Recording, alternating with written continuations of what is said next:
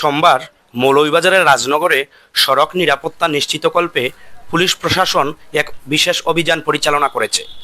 দিনব্যাপী এই অভিযানের খুঁটিনাটি নিয়ে দেখুন আমাদের আজকের স্পট রিপোর্ট।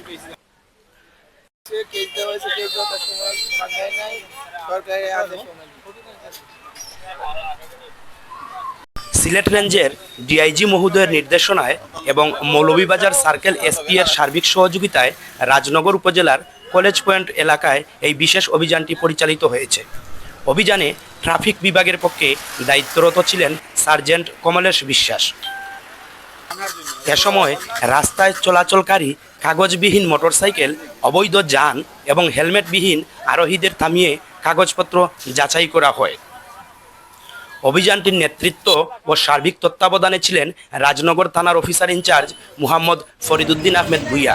তিনি জানিয়েছেন, সড়কে শৃঙ্খলা ফেরাতে এবং জনসাধারণের নিরাপত্তা নিশ্চিত করতে আইন প্রয়োগকারী সংস্থার এই উদ্যোগ আগামীতেও অব্যাহত থাকবে।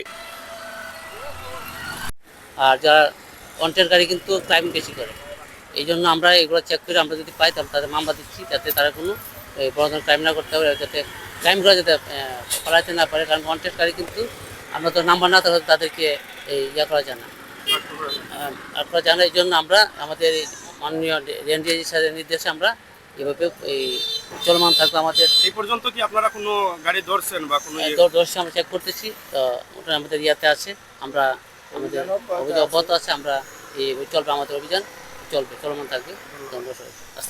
নিয়ম অমান্যকারীদের বিরুদ্ধে আইনানুগ ব্যবস্থা গ্রহণের এই উদ্যোগকে স্থানীয় সচেতন মহল স্বাগত জানিয়েছেন। এই যে সাঁড়াশি অভিযান এবং দুষ্কৃতিকারীদের যে কর্ম, এই দুইটার মধ্যে ফারাক রেখে কতটুকু আমরা এগিয়ে যেতে পারি, কতটুকু স্বনির্ভর হবে আমাদের দেশ, আইন শৃঙ্খলা কতটুকু উন্নত হবে। কলেজ পয়েন্ট থেকে সঞ্জয় মালাকার।